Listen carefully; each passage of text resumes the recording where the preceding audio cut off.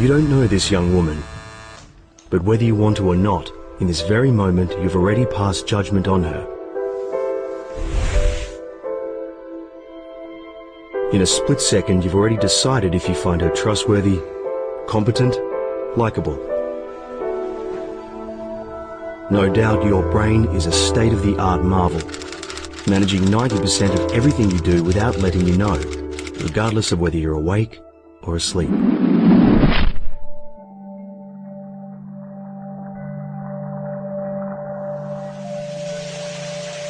When you think you have an idea, your brain has already had that idea. For instance, take a look at this sentence.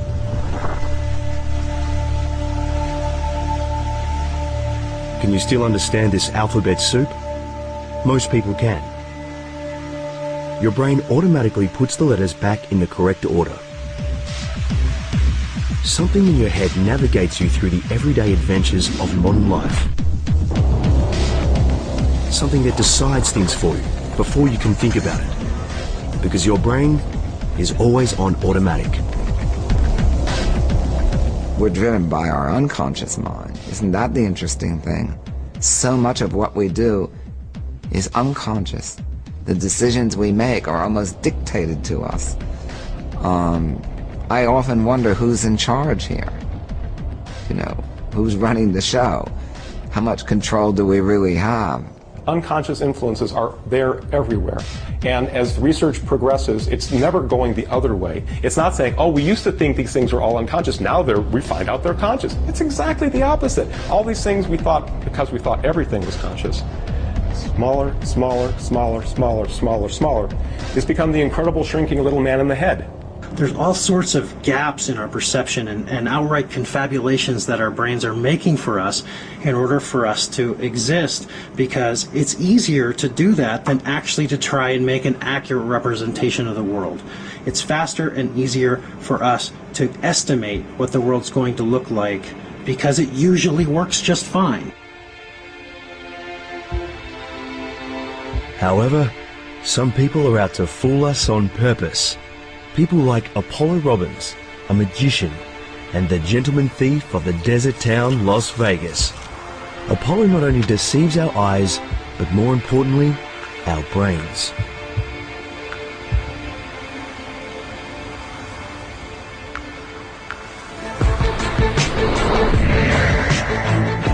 On a good day, Apollo even steals the show from the city of illusions itself, his adopted home, Las Vegas. Apollo shot to fame in the Caesars Palace Casino. Once he even snatched wallets and watches from Secret Service agents guarding former President Jimmy Carter. Ever since then, Apollo also consults security experts.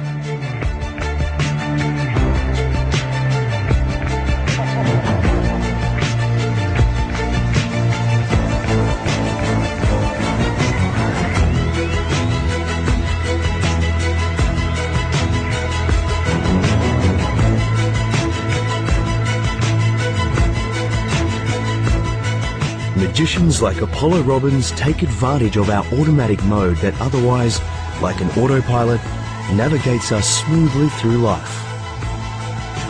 Magic is about what's happening inside the head. It's about how you manipulate the attention. It's about how that can be taken advantage of, how you can take people on this journey. If you watch my hand right now, you see that my hand is very clearly empty. I don't reach up with another hand, yet now I have a coin inside the hand. That means you just made a false assumption about something about my hand. What you are as a human is a bunch of electrochemical signals going around a bunch of circuits inside your brain. There's no windows in your skull. Okay? The only way you get information in is through your sensory systems, from your memory, or from your cognition, that is you making it up. Okay? So what these electrochemical signals see about the world are other electrochemical signals coming in from other systems that form this grand simulation of reality around us. So, you know, it's not that the world around you isn't there. It's there, but you've never lived there. Okay? You've never even been there for a visit. The only place you've ever been is inside your mind.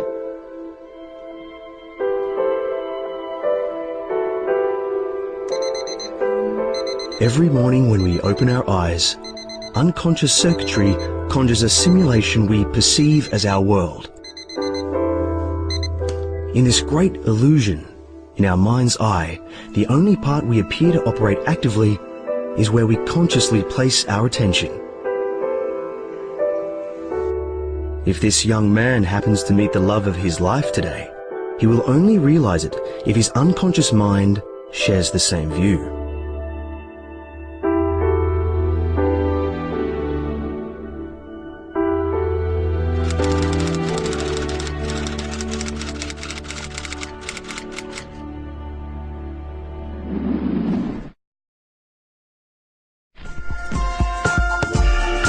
Do you know, for example, how exactly you brush your teeth? No. Your brain attends to such routine things without even bothering you. Your consciousness only switches on for new or important things. That is because we can cope with no more than 4 or 5 units of information at the same time.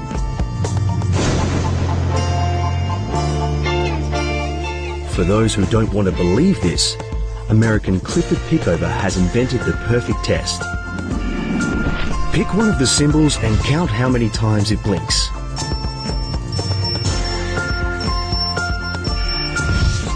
Now pick a card. Take a very close look at it and repeat to yourself the suit and the value 3 times. Then look back at one of the symbols below and count how often it blinks.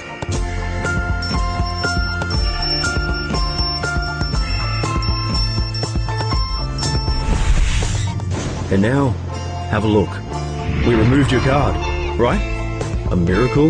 No. We just replaced all the cards. Here are the originals. You simply didn't notice because your working memory was overloaded. Suppressing those things in front of us that we don't pay attention to is something that we do all the time. And most of the times we do it unconsciously. We don't realize that there are huge portions of the world that we are turning invisible by the very act of paying attention to a particular object or a particular task. Deciding on the right clothes for the office may appear trivial. However, unconscious circuitry in our heads will always have the last word. Scientists estimate that these circuits can simultaneously process 200,000 times more data than the conscious mind. That's because our conscious mind is limited to the cerebral cortex, a wrinkled layer just 1 millimeter thick that wraps around your brain like a bathing cap. About 15 billion nerve cells can connect to activate new networks in fractions of a second. However, the fireworks of conscious thinking devours up more energy than the muscles of a top athlete, which is why our brain normally tries to do without our conscious mind. The brainstem regulates vital bodily functions like breathing and heart rate. The cerebellum coordinates all motoric routines like walking or grasping. And the limbic system knows us better than we know ourselves because it regulates everything that we feel. And this unconscious filter, the thalamus, is in charge of deciding what is new and important enough to share with us. That's why our brain always seems to know more than we know. Perhaps that's the reason why we have so little influence on that which we are, and what we do, and even on what we wear.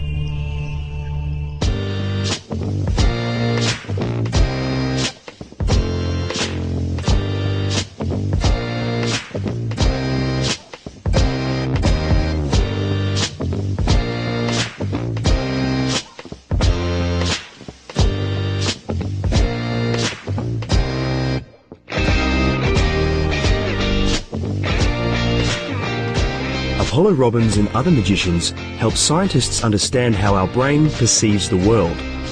At the Barrow Institute in Phoenix, even the slightest eye movements are captured with these eye trackers. This helps researchers understand why tricks with curved movements work better than straight movements.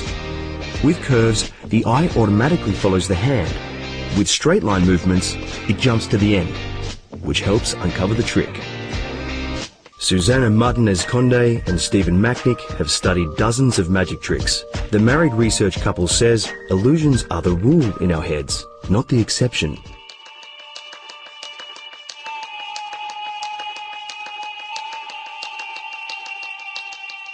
Magic Tony from Phoenix is a part-time magician, but also a postgraduate in psychology. That's why he sometimes performs in the lab. Test persons follow his tricks with up to 1,000 eye movements a second, and yet they still don't notice how they're being cheated. Tony purposely diverts their attention. We apparently can't help but follow other people's gazes.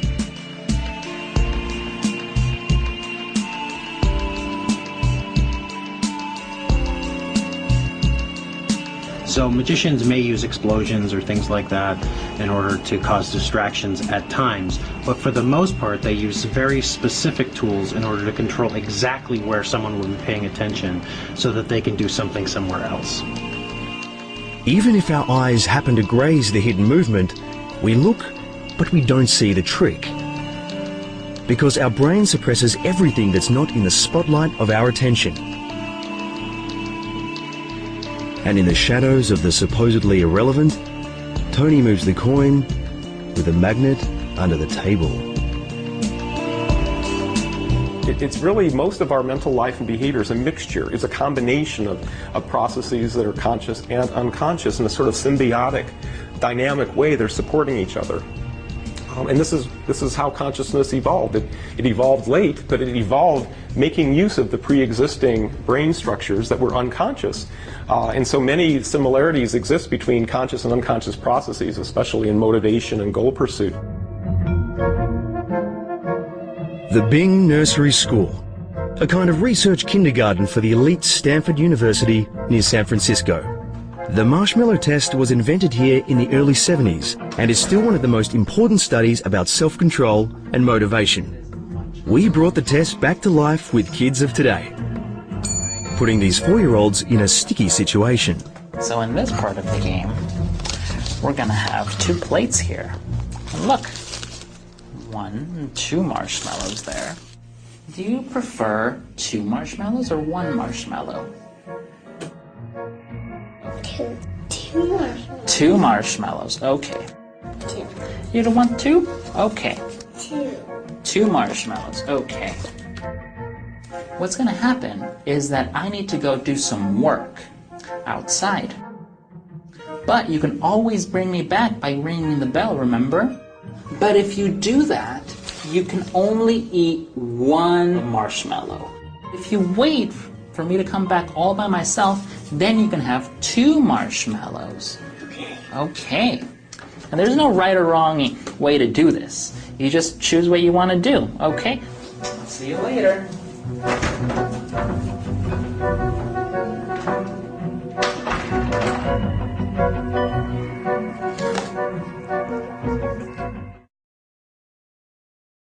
As with the original test, something in the children's heads switches to automatic. Each of the 4-year-olds develop their own unconscious strategy in order to resist temptation.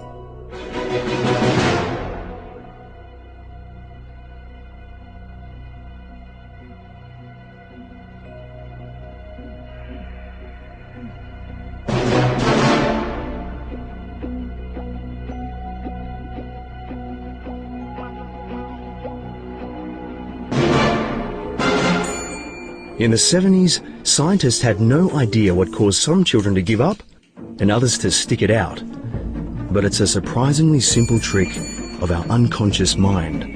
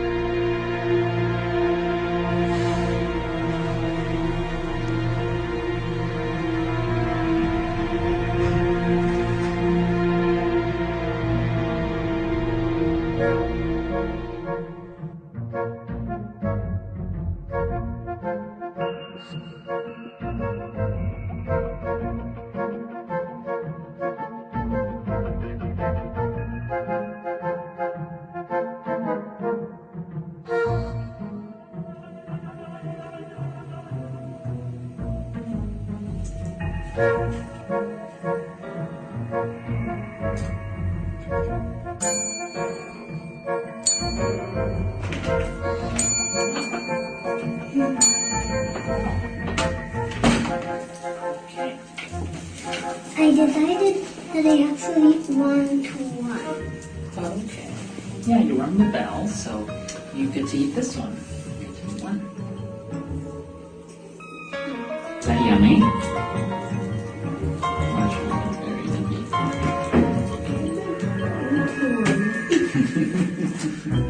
The conception of willpower as a stoic thing where you essentially bite your lip and you're just going to will it and make it happen is a terrific way to have resolutions that don't work out.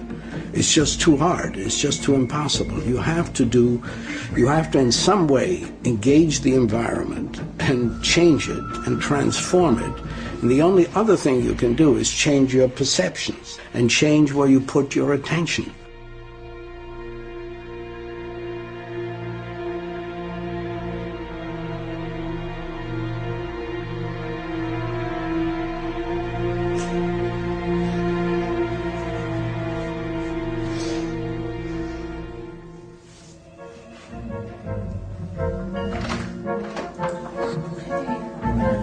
Today, the preschoolers tested in the early 70s are over 40 years old. From ongoing interviews, researchers found those who at the age of 4 were able to wait went on to have better results on college entry exams, earn much more money, have happier marriages, and are healthier than those who immediately devoured the marshmallow.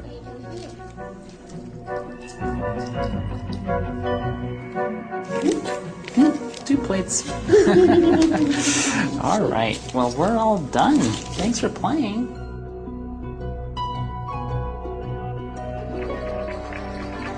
Most of the time it works just perfect for us when our automatic brain attends to everyday routines. That's why we can eat, descend the stairs, and read the newspaper all at once. Our unconscious tells us what we want for breakfast and whether we'd rather have coffee or tea before we even think about it. It analyzes spectacular amounts of data in milliseconds. It's far more complex than any deliberate decision of the conscious mind.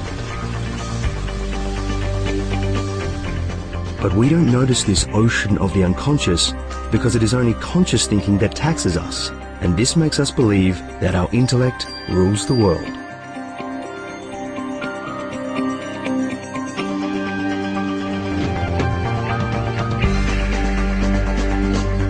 Devouring fruits and yogurt on the go is not a problem for our unconscious circuitry, nor is the intricacies of driving. If we had to constantly think about our hands and feet as if it was our first driving lesson, most of us would rather take the train.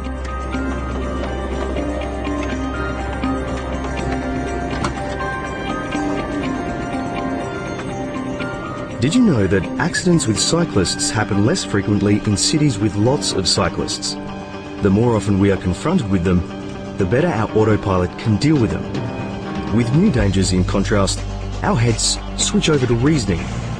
That makes us much more flexible, but also much slower. Interestingly, we always live in the past, as everything we consciously perceive has already passed by at least a third of a second.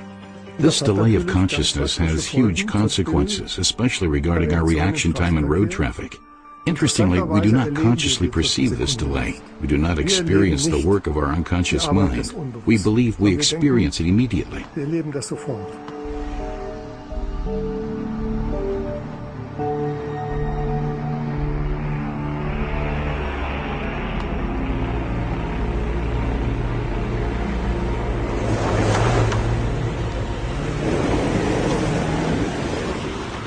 Whenever we look at something, a bundle of light rays passes through our pupil and hits the retina of our eyes. The new data is encrypted into millions of nerve impulses that race along the optic nerve. 50 milliseconds later, they hit the nerve cells in the thalamus, the gatekeeper of our consciousness. In an emergency, the thalamus transmits the image not just to the visual cortex at the back of our heads, but simultaneously to the amygdala, the panic button in our heads. It immediately jolts us into action. And after just 150 milliseconds, we get going without knowing why. Next, unconscious modules disassemble the image into components. Special neurons analyze colors, outlines, contrasts and send the results through the databases of our experiences.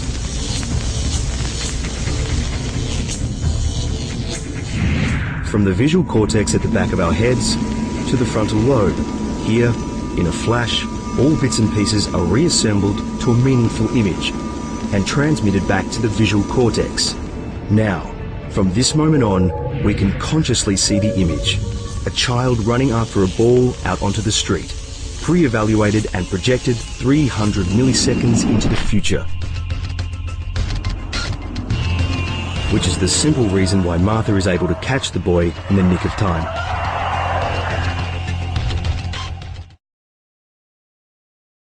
If you hold your thumb out at arm's length with your elbow straight and you look at your thumbnail, that size of your thumbnail is about 1 degree of visual angle. Okay? That means if you had 360 thumbs, it would make a circle around your head. Now that 1 degree of visual angle is the size of your fovea. That's the part of your retina where you can see.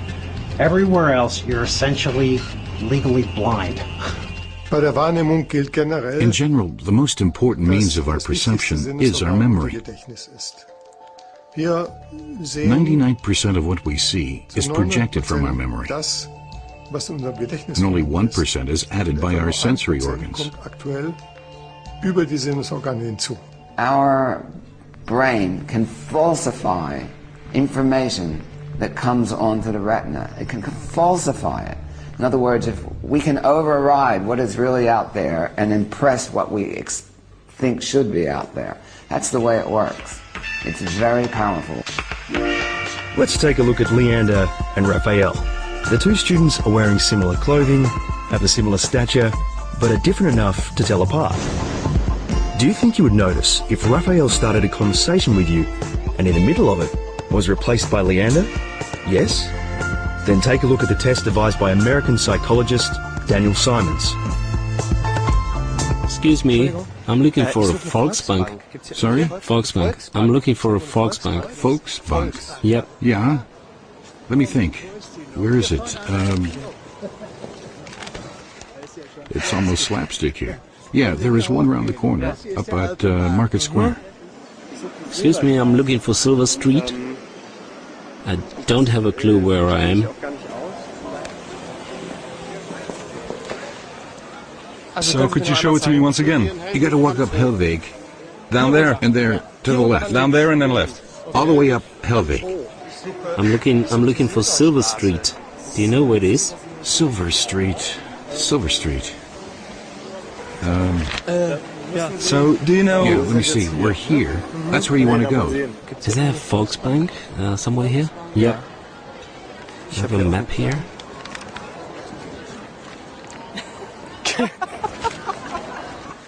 I'm looking for Silver Street. I'm looking for Silver Street. I have to admit I'm not from here either. Okay, so Silver Street. In case you think we faked this experiment, it first took place on an American university campus in 1998. It has since been conducted countless times, and in all the tests, more than half of the people approached didn't notice anything at all.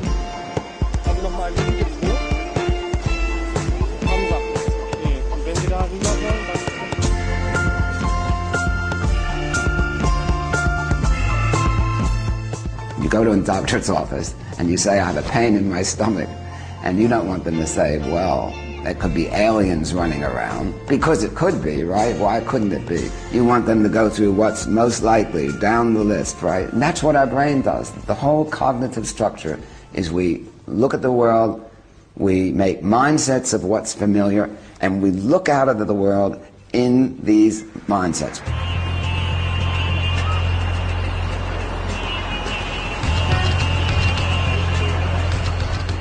Our world is getting more and more complex. An American psychologist calculated that today the human brain can simultaneously absorb 11 million units of information. However, we're only consciously aware of a maximum of 40. That's why New York is exhausting when we first visit it. But the more often we venture into places like Times Square, the more at ease we feel with it. That's because we shift to autopilot. and our brain fades out what is considered irrelevant or familiar.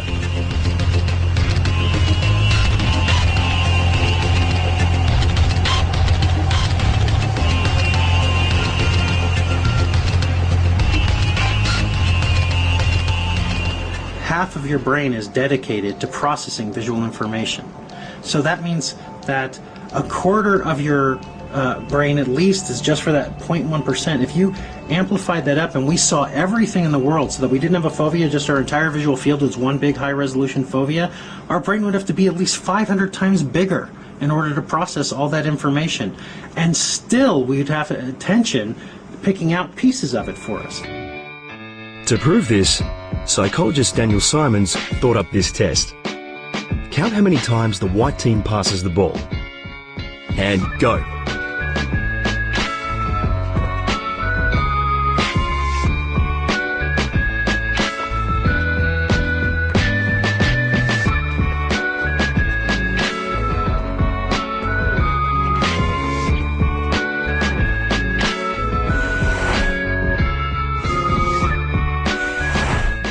Even if you did happen to notice something, half of all test persons overlooked the gorilla. They were blind to the black gorilla because they were too busy counting the white team's passes.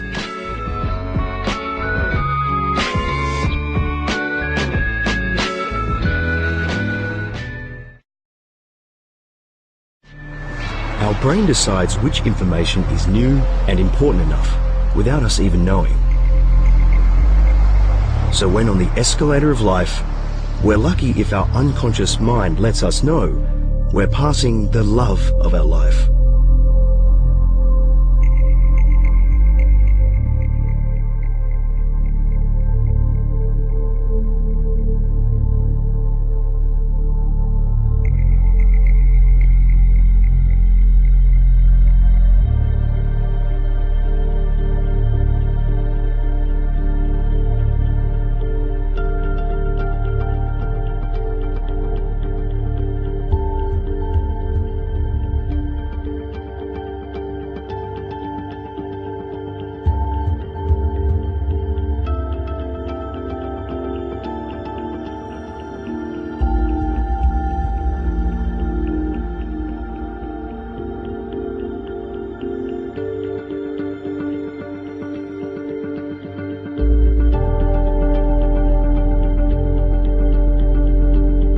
What the unconscious specializes in is the present.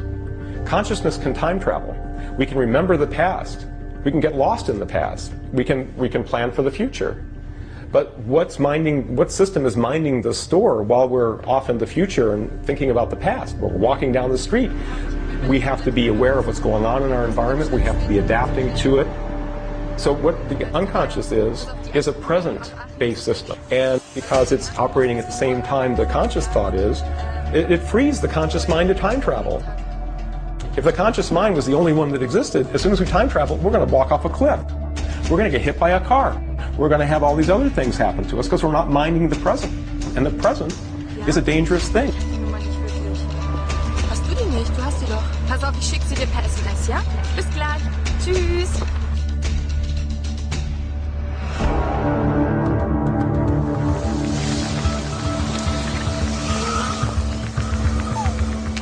It is our autopilot that decides what is important and what gets ignored.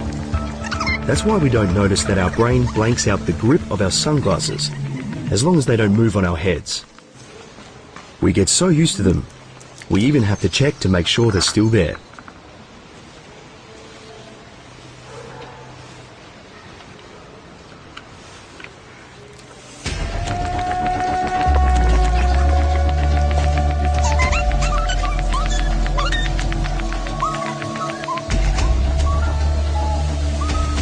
To think of our mind kind of working like a watchtower. If you want to get by the tower, you have to get by the guard. But the guard, if he's not paying attention to the surveillance systems and the inputs that he has, then he can be suppressed. And I think that's what happened when I'm working. I'm trying to get people not to pay attention to what their eyes are telling them or what their ears are telling them. Now you have nothing in your hand besides just the watch you're wearing. Now do you think it's possible for me to steal that watch without you knowing? That's good, because if I told you, that'd be rather foolish for me to do before I tried to do it. Make my job a lot harder. Now, what time do you have right now? At 11:03. Okay, so instead of taking your watch, I'm going to give you something of mine. I'm going to try to steal it away from you. This is mine. It's worth about $50. It's a silver coin. Squeeze it in your hand. Does it feel like it's in your hand? Yeah. Would you be surprised if I could take it out? Yeah. Good, open your hand.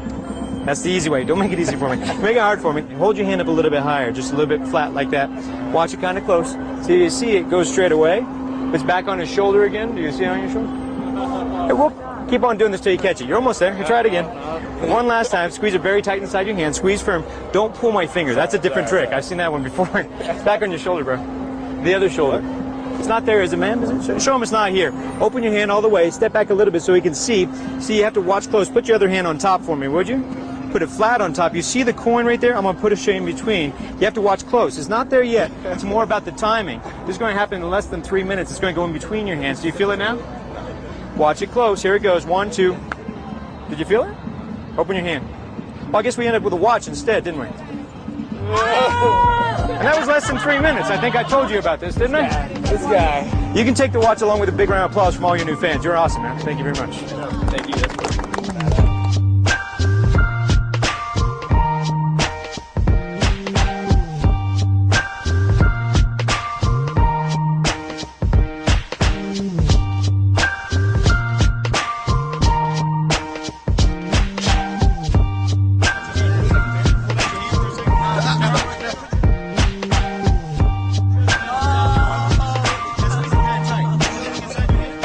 My wrist, squeeze. Squeeze kind of tight, just so you go.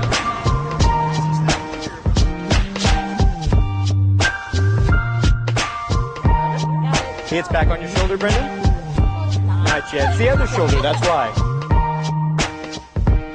Does it feel like it's inside your hand? Sure, it's definitely not there. You have to watch close. This trick's more about the timing.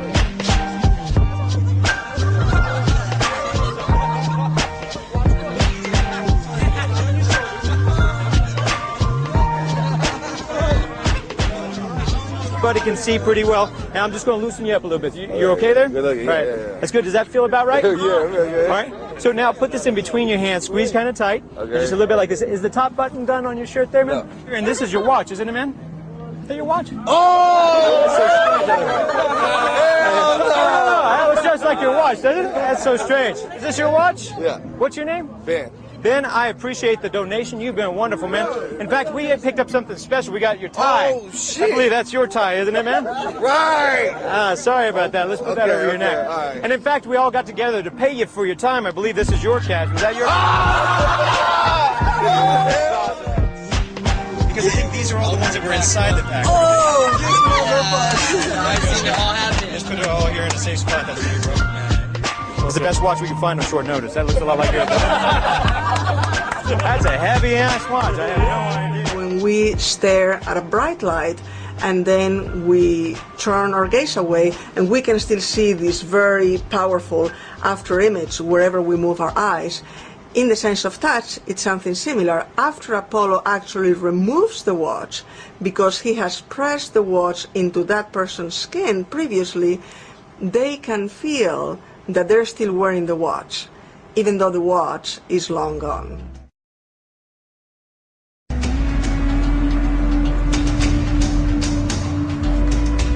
We can dreamwalk effortlessly through our world only because every experience leaves an imprint in our unconscious memory.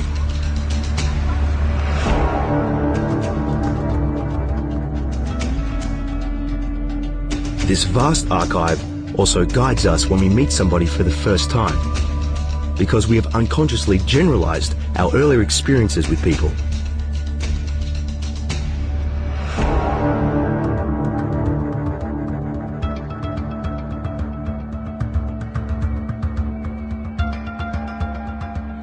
Less than 100 millisecond exposure to a face, novel face you've never seen before, is sufficient for people to make all kinds of decisions, like whether the person is trustworthy, whether the person is competent. It's not the case that these inferences are necessarily accurate, but we nevertheless do them very rapidly. Alex Todorov has shown countless photos of faces to test subjects. His studies prove we pass judgments on faces so rapidly our conscious mind doesn't even have time to get involved. We underrate baby faces as incompetent but trustworthy. And we classify closely set eyes and a square chin as aggressive. When our reasoning eventually kicks in, we only get more confident in our assumptions, even if we are apparently wrong.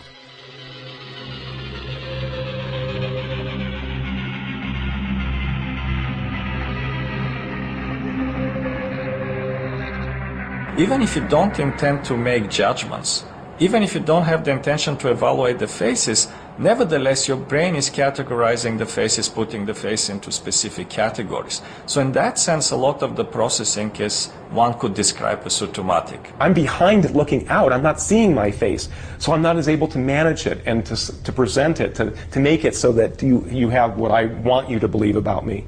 And this is the classic domain of nonverbal communication, and the face is hugely important. It's so powerful, but we're just starting with Todorov's work and some other people. We're just starting to realize how powerful it is, and it's very hard to shake. For decades, scientists have tried to develop a software capable of what we do without effort, recognizing and interpreting faces.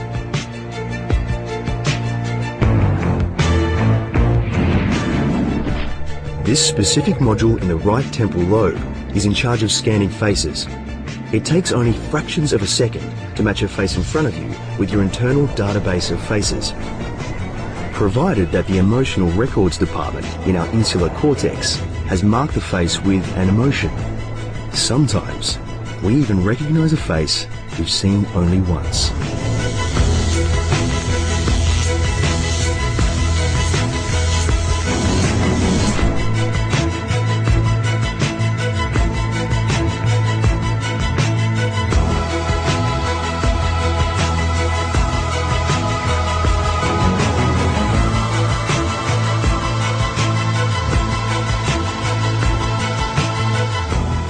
Our facial expressions are composed of 43 active muscle units.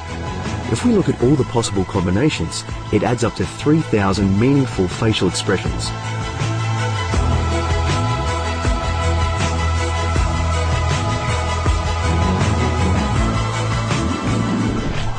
Next to the facial recognition service, there's a facial expression department, capturing our counterparts' facial micro-movements and interpreting them. The reports, again, are sent to the evaluation unit in the insular cortex, the empathy center of our brain. Seeing a face, we think we can feel what our counterpart feels, because unconscious circuitry is forcing us to do so.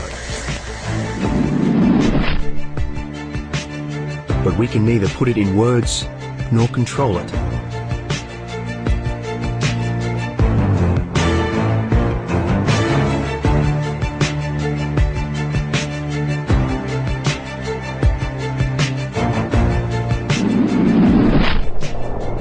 Anything that doesn't have a face is processed by the object recognition unit, coloured blue here. Autistic people also use the object unit when looking at a human face. For them, a face is just like a chair. That's why they seem to be blind to other people's emotions. We, in contrast, sometimes read too much into a face. We have done some studies trying to predict political elections from facial appearance, and generally you can predict about 70% of the elections based on a single glance at a face. And these are judgments of people who don't know that they're looking at politicians at all, so they're not familiar with the faces. Our faces decide how others perceive us, whether we win or lose elections, get hired for a job, go on that first date. And our friends decide how we move. Studies of American college students revealed that female friends needed just a few milliseconds to unconsciously align their movements and gestures with one another.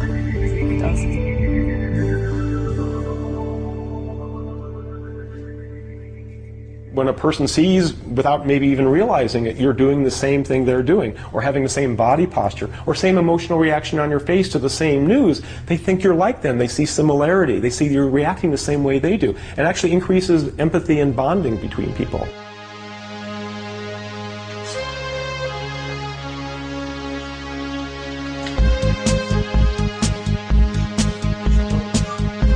unconscious circuitry is also guiding us when we're out shopping. It tells us what we should buy and what we're willing to pay for it. Researchers discovered that credit cards sidestep the alarm system inside our heads. It gets alerted when we actually give away something, but the plastic card is passed back to us by the cashier, and we only notice we're in the red at the end of the month. Until then, we're safe in the illusion of having saved money by spending it on a sale.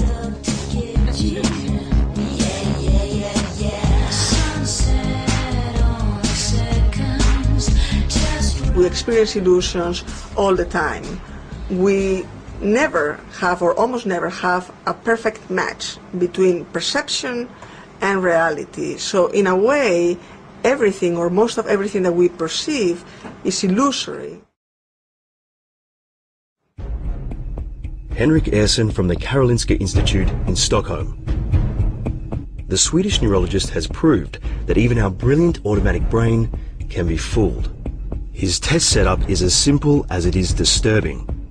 The test person sees 3D images taken by a camera behind them. Ehrson touches his subject, and in sync with this, he makes the same movement into the camera.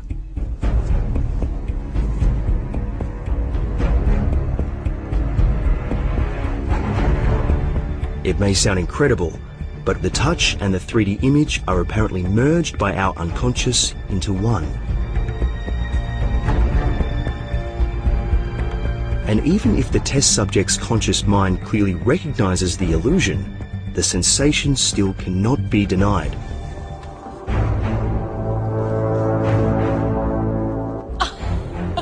It's only an illusion. The body should be special. It should be something you can trust, a raw feeling. Well, you can't trust the feeling of your body. That is also a construction by the brain, just like the brain constructs what we see. With a slightly modified setup, the test is even taken to the next level. This time, Ehrson's colleague Valeria Petkova attaches the camera to a mannequin. The test setup seduces the female test person to look down at the male mannequin body, as if it were her own, though she's only looking at a camera image.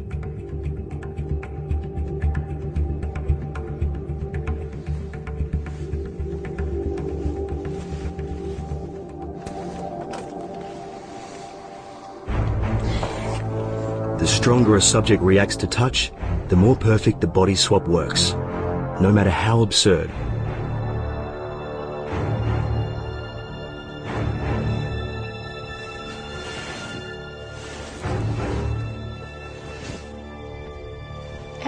How was that? How did it feel? Was it too disturbing? Yeah, because it really completely feels it's my body and you wanted to cut me. We can take a little pause. We can take a break, yeah. These illusions, you can't think them away. You see a mannequin, it doesn't look like a real human body. But still, when you touch it, and you see that touch at the same time with the touch you feel, the brain just fuses the two signals and decides that, yeah, this must be my body. You know, the body roughly looks like my body, it's roughly in the right place, and the touches I feel and see happens at the same time, so the brain just makes up this interpretation, yes, this is my body. There is a hierarchy of senses. The most powerful senses are the sense of touch and the sense of balance. All of our other senses are subordinate to these. If we wear glasses that turn everything upside down, then the world is reversed at first. But the sensory motor systems ensure that it all turns back around. Our sensory motoric dominates the visual, and the visual in turn dominates hearing.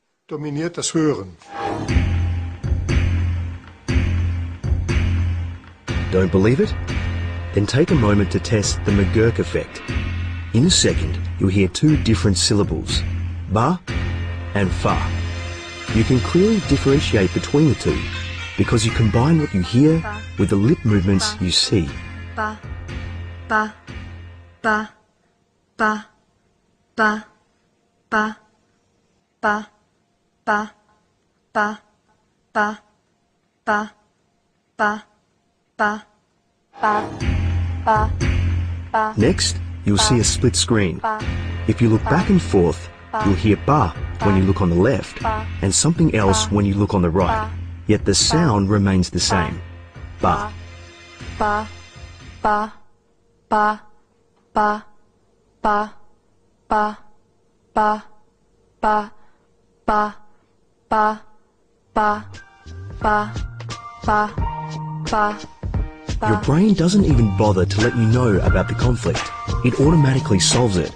That's what magicians like Apollo Robbins take advantage of.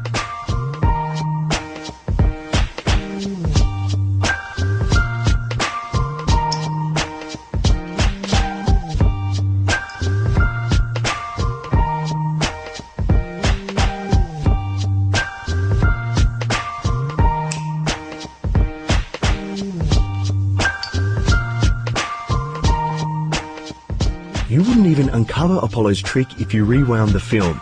And the more you try, the less you notice. The shell game doesn't work unless you have an emotional investment. So when you're just watching this and you take a shotgun guess, I think it's under number 2, yes, you may be right. But if you have a vested interest, where there's money on the table, you're going to prioritize where you choose, and that's where you can be taken advantage of. It's no wonder our first rendezvous gives us butterflies and makes us anxious. In milliseconds, our brain scans things like ratio of hips to waist, the color of the eyes, facial symmetry, and fragrance of the body, which in turn tells our subconscious whether our immune systems are a match.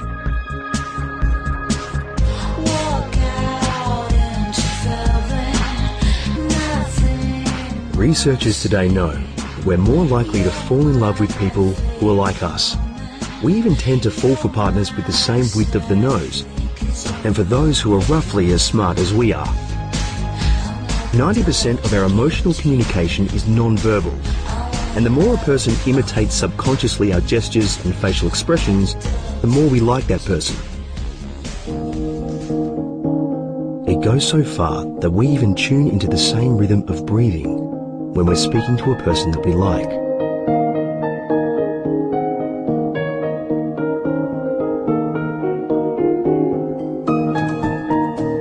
In order for us to fall in love, our brain eagerly pours out hormones, clouding our judgment and making us downright addicted. Then, we only have one goal, being close to that person.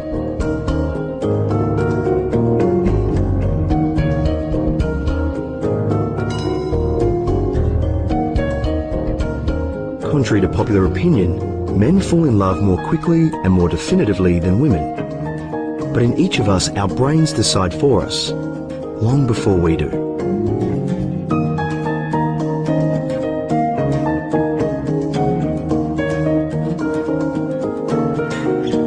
That's why there's an automatic error monitoring system in our heads that registers every mishap before it occurs.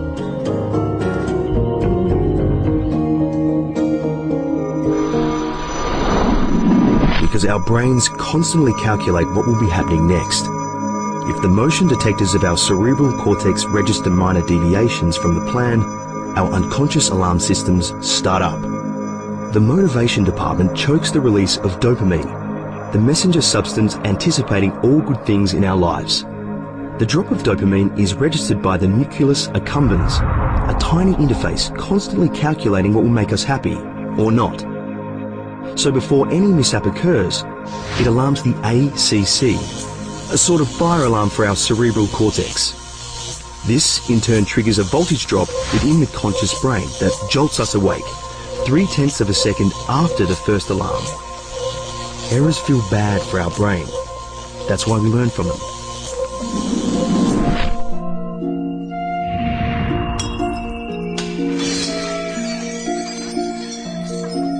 In the next episode, you'll find out if things get really serious with our new love-struck couple, or if Martha and Jake's happiness is fragile.